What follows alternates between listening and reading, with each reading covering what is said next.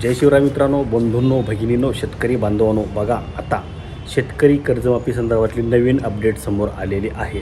याच्या अगोदर मी अनेकदा तुम्हाला सांगितलेलं आहे की तुम्ही फार्मर आय डी काढून घ्या म्हणून। ज्यांनी फार्मर आय डी काढलेलं नाही त्यांना आता कर्जमाफीचा लाभ मिळणार नाही। आणि ज्यांनी आधार कार्ड आणि फार्मर आय डी हे दोन गोष्टी शेतकऱ्यांना बंधनकारक आहेत। ज्यांचं फार्मर आय डी नाही त्यांना कर्जमाफीचा लाभ मिळणार नाही।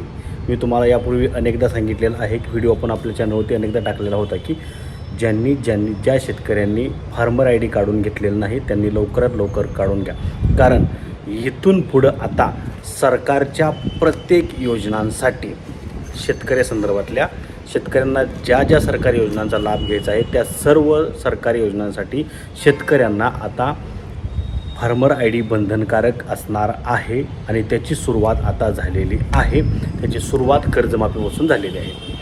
ज्या शेतकऱ्यांकडे फार्मर आय डी नाही, ज्या शेतकऱ्याने फार्मर आय डी काढलेलं नाही त्यांनी लवकरात लवकर फार्मर आय डी काढून घ्यावं असं आवाहन राज्य सरकारने केलेलं आहे आणि प्रत्येक जिल्ह्यातील जिल्हाधिकाऱ्यांनीसुद्धा केलेलं आहे। त्यामुळे तुम्ही जर अद्याप फार्मर आय डी काढलेलं नसेल तर लवकरात लवकर काढून घ्या। फार्मर आय डी काढण्यासाठी काहीही खर्च येत नाही, जास्त खर्च येत नाही। तुम्ही जाऊन कॉम्प्युटर सेंटरमध्ये जाऊन तुम्ही फार्मर आय डी काढू शकता। फार्मर आय डी कसं काढायचं या संदर्भातली काय कागदपत्र लागतात या संदर्भातली मी तुम्हाला माहिती यापूर्वी दिलेली आहे। काय नाही, आधार कार्ड लागतं, तुमचं रहिवासी दाखला, 7/12 उतारा, मोबाईल नंबर, अशा काही छोट्या छोट्या गोष्टी लागतात। याच्या व्यतिरिक्त काहीही लागत नाही। तर तुम्ही जर काढलं नसेल तर लवकरात लवकर फार्मर आय डी म्हणजे किसान ओळखपत्र, ॲग्रिस्टॅक नोंदणी, त्याला फार्मर आय डीला म्हणतात ॲग्रिस्टॅक नोंदणी। ॲग्रिस्टॅक नोंदणी ज्याची नसेल, त्यांनी फार्मर आय डी काढलेलं नसेल त्यांनी फार्मर आय डी लवकरात लवकर काढून घ्या असं आवाहन केलेलं आहे राज्य सरकारने। त्यामुळे लवकरात लवकर तुम्ही ती कार्यवाही करा पूर्ण। त्याशिवाय तुम्हाला तुमच्या खात्यामध्ये पैसे येणार नाही तर फार्मर कर्जमाफीचे 31 जुलैच्या आत शेतकऱ्यांना कर्जमाफीचे पैसे मिळायला सुरुवात होणार आहे असं राज्य सरकारने सांगितलेलं आहे। त्यात दुसरी गोष्ट घेवा, त्रुटी दूर झाल्यानंतरच कर्जमाफी तुम्हाला मिळणार आहे। म्हणजे कोणत्या त्रुटी? तर बघा, जिल्हा म्हणजे पात्र लाभार्थ्यांच्या याद्या गावातील तलाठी, ग्रामसेवक, सहकारी संस्थांचे सचिव तसेच संबंधित बँक शाखामध्ये प्रसिद्ध केल्या जाणार आहेत। महत्त्वाची गोष्ट बघा काय आहे ती, आता शेतकरी कर्जमाफीची जी काय याद्या आहेत, पात्र लाभार्थ्यांची याद्या गावातील तलाठी, ग्रामसेवक, सहकारी संस्थांचे सचिव तसेच संबंधित बँक शाखामध्ये प्रसिद्ध केल्या जाणार आहेत।